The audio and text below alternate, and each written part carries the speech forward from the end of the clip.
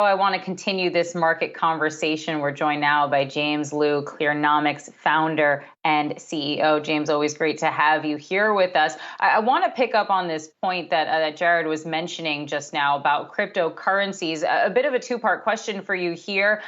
First, do you think that we've returned to this environment yet again where investors are really looking more at these high growth speculative trades and looking at cryptos? How should investors be approaching them right now, especially as we saw Bitcoin right now under pressure? Dogecoin, however, which was based off of a meme, has absolutely been on a tear lately.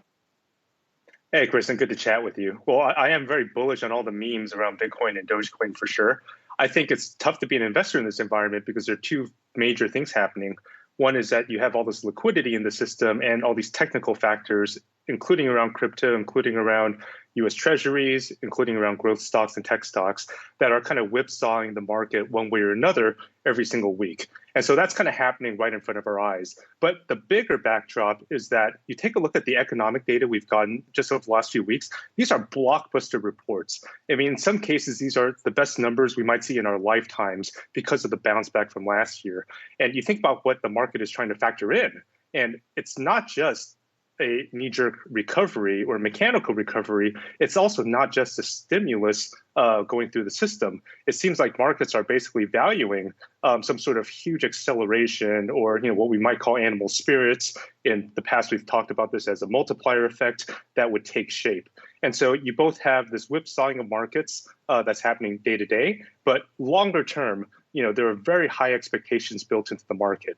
Now, we think investors, especially everyday investors, should stay invested here, but they should also stay very disciplined, think very carefully about the sectors you want to be in. And if you're going to be in very high volatility asset classes, including crypto, to make sure you size that properly from a risk perspective.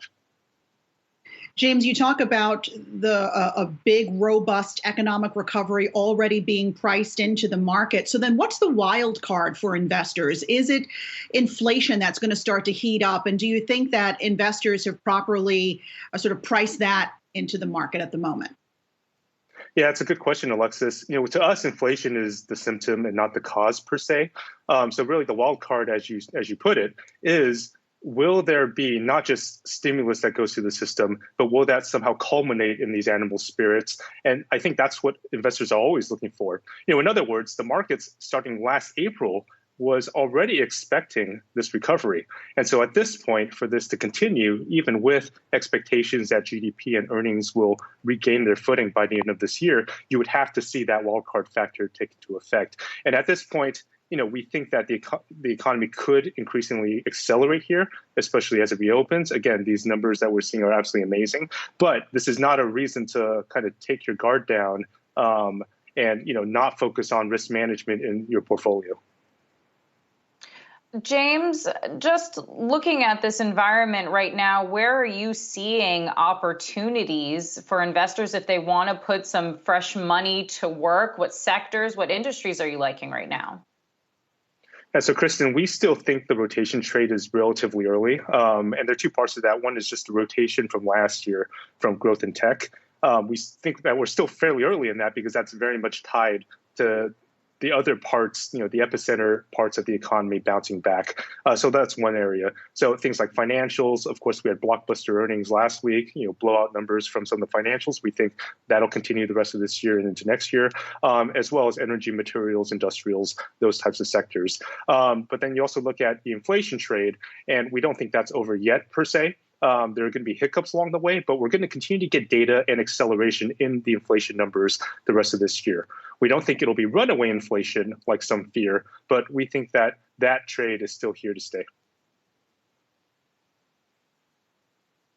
And lastly, just want your thoughts on our earnings season, which is really going to be ramping up this week with a number of Fortune 500 companies reporting. We're going to hear from IBM after the close, P&G, Netflix also on tap. What are you looking for from these earnings, and are you rejiggering the portfolio at all as earnings season continues to unfold?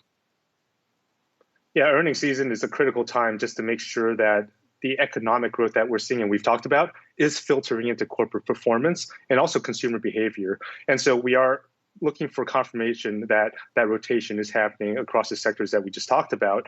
But I think the bigger picture for everyday investors is the question of, will earnings get back to pre-pandemic levels by the end of this year? And right now, projections are that it could exceed it, in fact. So if we were somewhere around $160 for S&P 500 earnings at the beginning of 2020 before the pandemic, right now projections are that we'll get above $170. And so all of that is good news for investors. It's just a question of valuations and how much is already priced in. And it seems like a lot of it already is built in. So it's important to stay balanced in that portfolio. All right, James Liu, Clearnomics founder and CEO. Always love having you on for some of your insights.